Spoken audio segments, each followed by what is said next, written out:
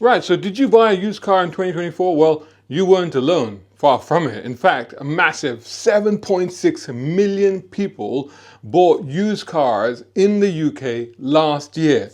That is an increase of 5.5% compared to the previous year, 2023. That's actually over 400,000 cars, nearly 500,000 more cars that changed hands last year than they did in the year before. And this actually marks 8 consecutive quarters of growth in the second-hand car market, apparently, and I guess since COVID, that's showing a good sign, really. So, what does this actually mean for the industry, the trade, and of course for you? Well, for starters, there's more choice in the market, so that's a good thing with more cars out there, and that, of course, then translates to potentially better deals. And with new car sales recovering, it means that more pre-loved motors end up in that used car space, which again goes back to what I was saying before: more choice, more options, and a more competitive pricing. But we'll get into all of the details of what actually happened last year, all the figures, the biggest winners, the biggest losers, the colors, and the type of cars. We'll do all of that right after this. A brown car guy.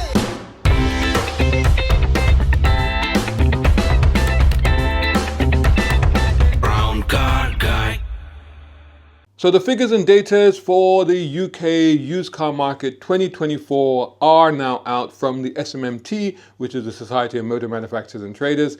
And let's start with, for example, the most in demand used cars, the type of cars that people are buying the most on the used market. And it's no surprise that super minis were the UK's favorite cars. 1 in 3, in fact, 32%, opted for a super mini. It makes perfect sense. I mean, let's be honest, they're small, compact, cheap to run, easy to park, and, not ostentatious, which I think in the chastened times that we live in these days is another factor that I think a lot of people think about. If you want to know exactly, then I'll put on the screen the top selling cars for 2024. And of course, we see super minis and hatchbacks. At number 1, we see the Ford Fiesta. No surprise there. It was previously the best selling new car for a long time until Ford obviously took it off sale. And it had 306,207 transactions. At number 2 was the Vauxhall Corsa with just over 250,000, and the Volkswagen Golf was in third place, third podium position, with just over 230,000 transactions.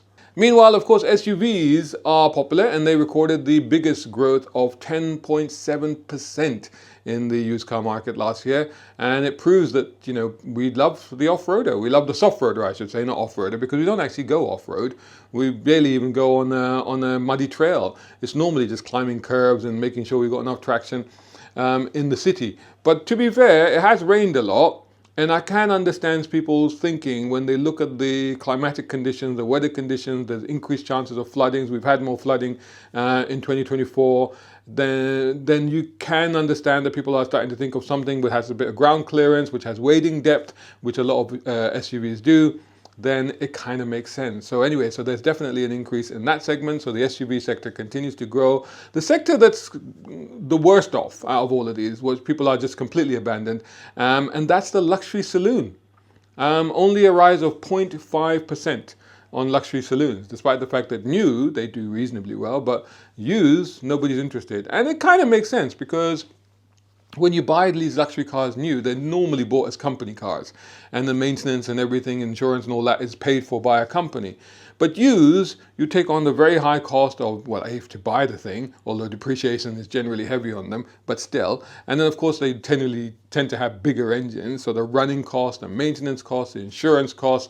If you buy a old Range Rover, for example, you're worried about it getting stolen. So, all of these things, I guess, are putting people off luxury cars. Now let's talk about colors. The most popular color in the UK, and it's not actually that surprising, sadly, was black. Black was the top choice for used cars. Again, obviously, new cars, and then obviously that translates into the new car market. There were 1.6 million of those 7.6 million cars sold were actually black. 21.3%, a fifth of them. Grey was number 2 at 1.34 million. That was 17.6%. And then blue took the third podium spot with 1.23 million at 16.2%. So these monotone colors are still dominating the market, and of course the roads of the UK. If you combine those first top 3 colors, that actually accounted for more than half of all of the cars, so 55%. So 55% of cars on the road were black, grey and blue. At least with blue, that's a combination of maybe some exciting colors there. Generally people go for dark blue, but you can get some other interesting blues. So hopefully that's something to be cheerful about, I suppose.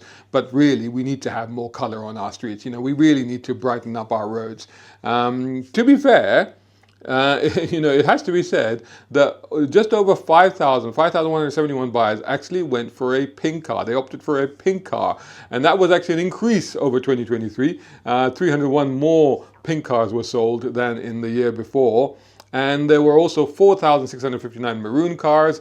Turquoise saw the biggest growth, interesting, of 11.2% as a choice of color for people's cars in the used car market. Hope you're enjoying this video. If you are, make sure you hit that like button, comment, share, tell the world.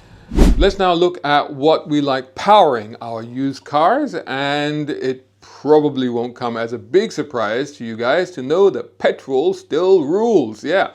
Petrol and diesel powered cars accounted for 92.1% of all the used car transactions, although that was actually slightly down from the 94.3 of the previous year. So just over 2% down, but still 92%. So it's dominant. And of course, petrol cars themselves were the most dominant force. So 57.1% of used car sales were petrol cars, and it actually grew. They grew by 6.8%. So the petrol cars themselves did actually grow. Diesel is the one that took that average down, because diesel is slowly fading away from people's favors, and it only made up 35% of sales, and that was the one that was down. It was down 2.4%. So that's what's dragging things down.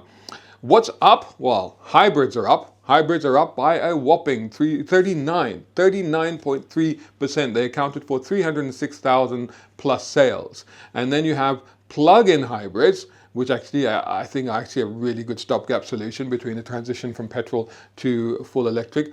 And plug-in, and a lot of other people seem to think so as well, because they were up 32.2%, and that actually amounts to 92,000, just over 92,000 sales. However, the biggest leap in the used car market was actually used electric cars, battery electric vehicles, EVs, whatever you want to call them. They jumped by 57.4%, and they hit a record 188,382 transactions. Now, to put into context, that is actually only 2.5% of the market. Remember, we're talking about 7.6 million cars. Nonetheless, it's up 1.7%, and that market is now 13 times bigger than it was, say, in 2019.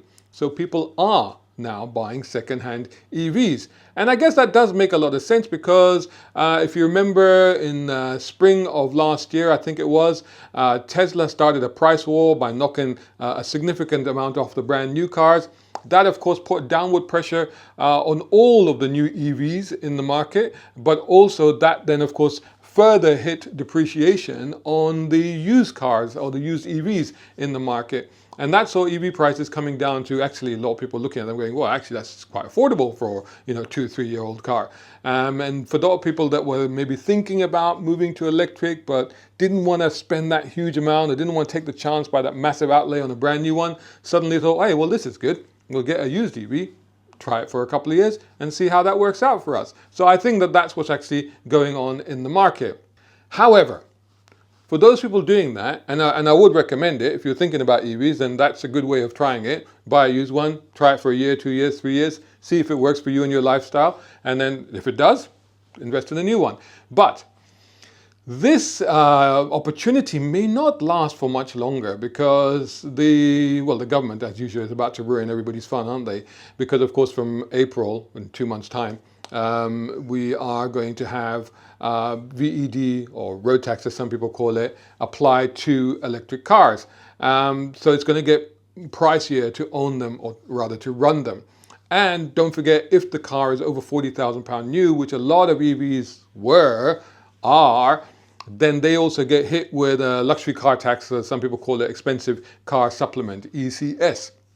And that obviously is a big tax amount that you pay initially when you buy the car, but then you continue to pay for the next 5 years on top of your road tax VD, whatever you want to call it, to the amount of about £410, I think it is. So that's an additional £410 every year that you're paying because it falls under the luxury car tax or the expensive car supplement.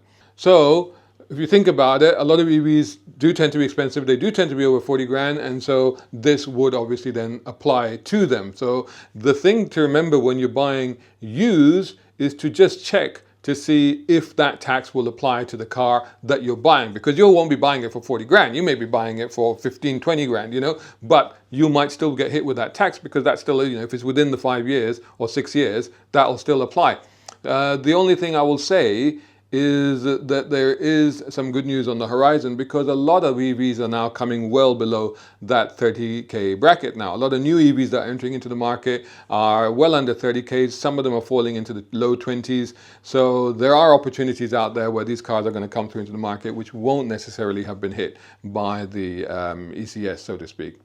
So what does all of this mean then for you, the consumer, for the trade, etc., etc.? Well, one thing is clear: used car demand is still climbing. So people are still buying used cars, and of course that's got to be a good thing. There's no sign of that changing anytime soon, and definitely there has been 8 consecutive quarters of growth. So therefore, that's definitely still on an upward trajectory. EVs are being adopted on the used car market, and as I said, that actually does make a lot of sense, because for people that are wanting to make that transition, it's a great opportunity to try it out without having to invest on a brand new car, which until recently were very, very expensive when it came to EVs. SUVs are popular, gaining traction, and I think, as I explained, I think there's a reason for that. It's not just because of the old reasons where they just want a big car to put all the family in and sit a bit higher, but I think that people are probably also thinking about climate and flooding and stuff like that.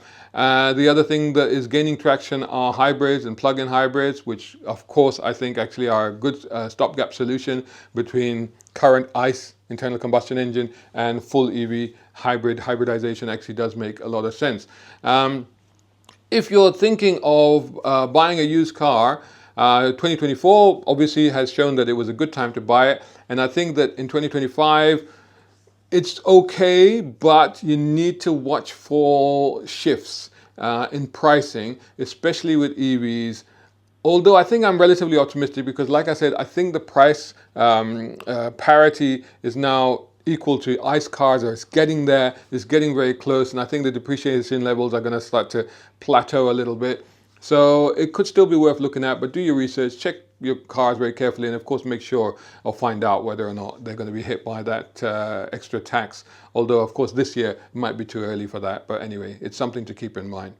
So what do you think? What do you think of the used car market? What do you think is happening to it? What do you think is the eventual outcomes of everything that's happening right now in the new and used car sector? And are you thinking of buying a used car this year? And if you are, what car are you thinking of buying? Let me know in the comments. Don't forget to hit like, share, subscribe, all the rest of it. And I'll catch you guys in the next video. Hi guys, I've been writing. This is my first book, a novel, an all-out action thriller, and this one is a collection of 13 stories I've written over the course of 2 decades. The Ulysses Files and The Quantum Races by BC Guy are out now on Amazon.com.